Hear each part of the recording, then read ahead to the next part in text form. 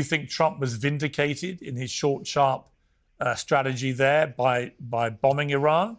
Or do you think that this will come back and haunt him down the line?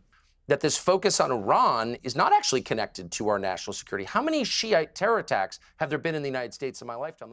Imagine sitting across from a high-profile interviewer who believes he has the perfect question to trap you.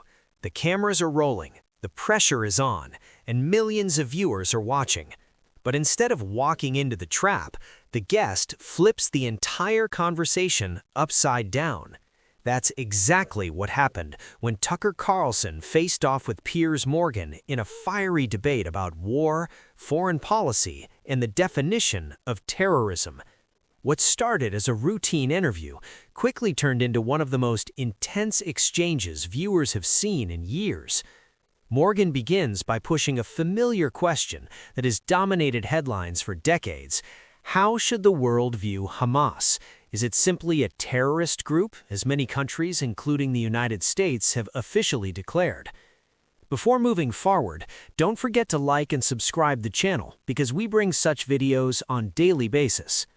Carlson refuses to play the usual media game.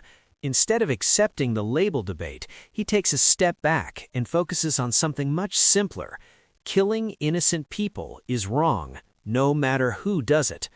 Carlson argues that the real issue isn't political labels or technical definitions. The real issue is morality. When civilians who committed no crime are killed, he says, it's immoral, whether it's done by militant groups, governments, or armies. For him, the principle is straightforward. If people who did nothing wrong are being killed, that's the problem.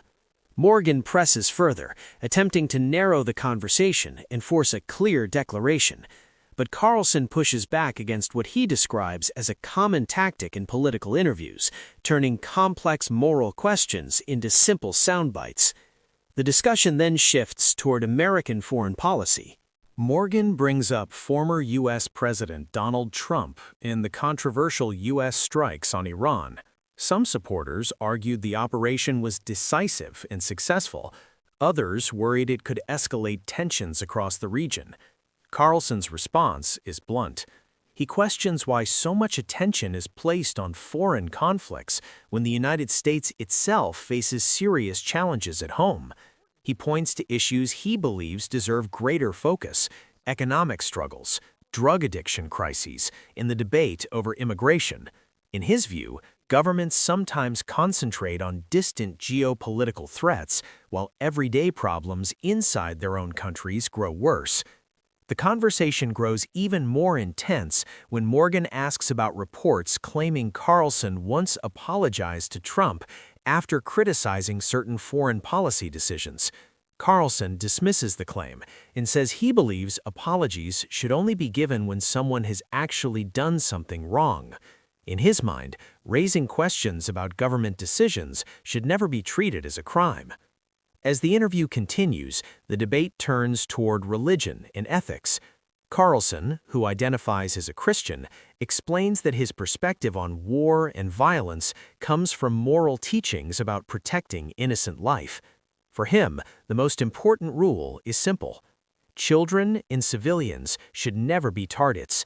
He argues that once a society begins accepting the deaths of innocent people as normal, it risks losing the very moral foundation it claims to defend. Morgan continues challenging him with sharper questions, trying to push him toward labeling specific governments or groups as terrorists. But Carlson refuses to frame the discussion that way. Instead, he sticks to a broader principle: the intentional killing of innocent people is wrong, no matter who commits it. To illustrate his point, he references historical moments like the atomic bombing of Hiroshima during World War II, arguing that even powerful governments can commit terrible acts when innocent people become collateral damage. The interview becomes less about a single conflict and more about the deeper question behind modern warfare. Can nations claim moral authority while innocent people continue to suffer? Throughout the exchange, Carlson insists that his loyalty is to his own country first. He rejects the idea that questioning policies related to foreign conflicts should automatically define someone's character or beliefs. For him, Patriotism means asking difficult questions, even when those questions make powerful people uncomfortable.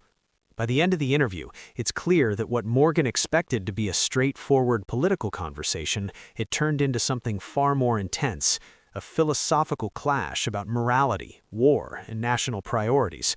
And whether viewers agreed with Carlson or not, one thing was obvious. He wasn't interested in giving the easy answer. He was determined to challenge the entire framework of the debate.